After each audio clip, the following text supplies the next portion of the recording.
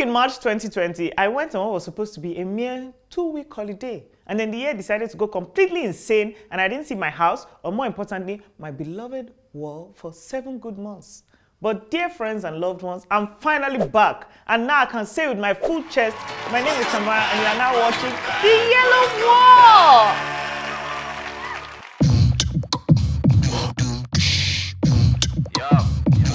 Make I table the matter. Still an agent butter with this pure water, but no be me go judge.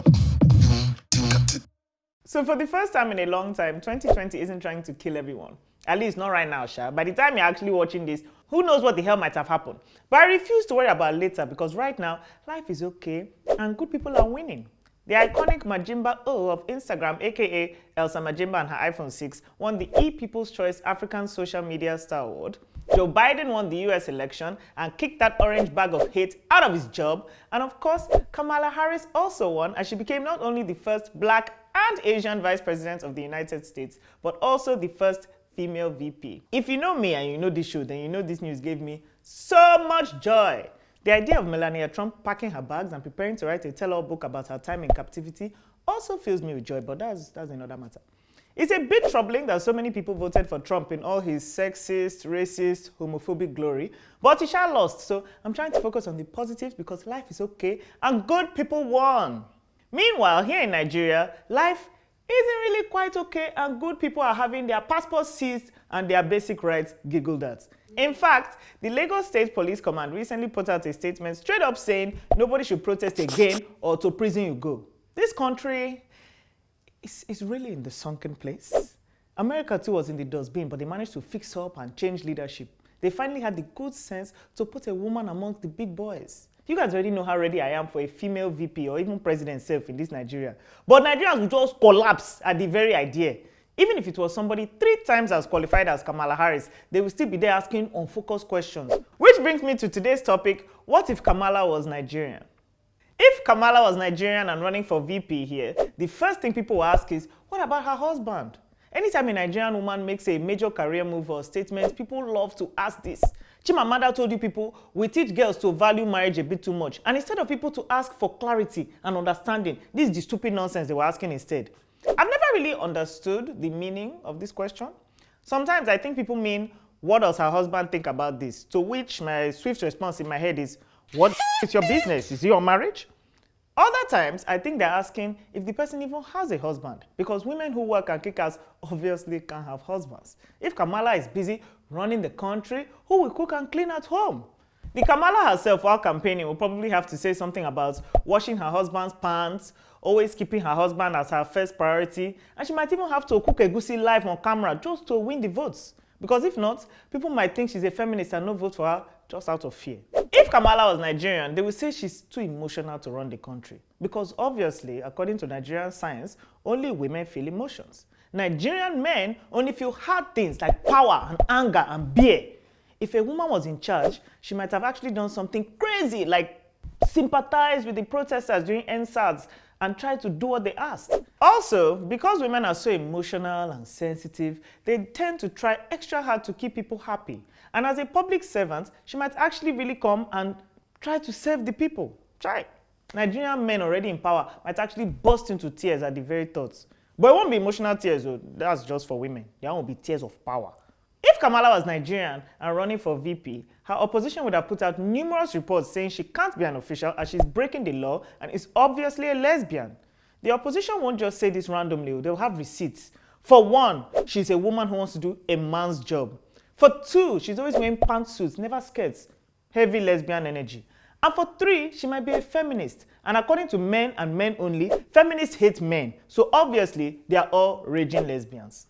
And while marrying and impregnating someone under the age of 15 is very much legal here, being a lesbian is not. So Kamala would have been arrested and her VP dreams finished. If Kamala was Nigerian, they will say the fact that she left her husband's kitchen to be campaigning for political office is a clear sign of disrespect. And very obviously, a woman who cannot respect her husband cannot respect any man and therefore should not be allowed to lead them. Did you not see at a VP debate when she was talking to Mike Pence and she told him to keep quiet that she's speaking? She's rude to men, apparently. I'll give you an example. I once was in a writer's room because when I'm not hugging my wall, I'm usually off somewhere writing something.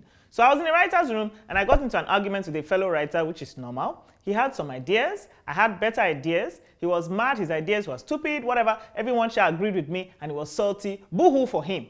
So at the end, we were trying to figure out who should sort of take the lead on the writing. And this guy with his receding hairline and struggle beard said it should definitely not be me because I didn't respect him and therefore wouldn't respect any other male in the room. I'm not going to go into how that story ended, just know that of course I got my way. But that was the day that I learned Nigerian men expect respect regardless of whether they earned it or not. That's a sentence, isn't it? And men assume if you don't respect them, it will have nothing to do with how dumb, broke, senseless, or horrible the man is, and everything to do with you as a woman just being rude. So yeah, if Kamala was Nigerian, they would say she's disrespectful, and have her going on to be VP would be too disrespectful to all the men in the country. So instead, it would be better for them to just harass her till she gives up and moves to Canada. Not everything is a gender issue, because if Kamala was a Nigerian and running for VP, they would also say she's not qualified because she's too young. Kamala Harris is 56 years old, and in Nigerian politics, that might as well be a toddler. A fetus even. While most places when considering a political leader think the younger the better so they can perhaps live long enough to rule, Nigeria seems to believe if you are younger than the country itself, you know absolutely nothing. In fact, if you are around while Nigeria was still going through growing pains, it's even better because then you've seen it all. So despite her years of experience, her numerous degrees, her career as a district attorney, her reform efforts, and so on and so forth, she might be told to take a hike just because she's not 100 years old. As my good God would have it, Kamala Harris is not Nigerian and is indeed the Vice President-elect of the United States of America. And Biden, just like our friends over here, is nearly 2,000 years old, so who knows? She might even be president someday, and I'm very happy about it. I wish there was something to be happy about right here at home, but now I'm just filled with a certain sort of empty hope. I hope Nigeria can heal, I hope we can change, and I hope we can be the country we should be. But as of right now, it's the same kind of hope I had while watching Game of Thrones Season 8. By episode 4, when I saw them senselessly killing dragons and favorite characters, I had this empty hope that at least the last episode would be good. But in my heart of hearts, I didn't really expect much. We move, Sha. 2023 is en route, so let's see. And that brings me to the end of the episode. What do you think Nigerian headlines would be like if Kamala had been Nigerian? Get real creative in the comments below or on our social media platforms, and be sure to subscribe to Accelerate TV for all of our great anti-Trump content. My name is Tamara, and I'll be back in 2 weeks right here with my actual yellow wall.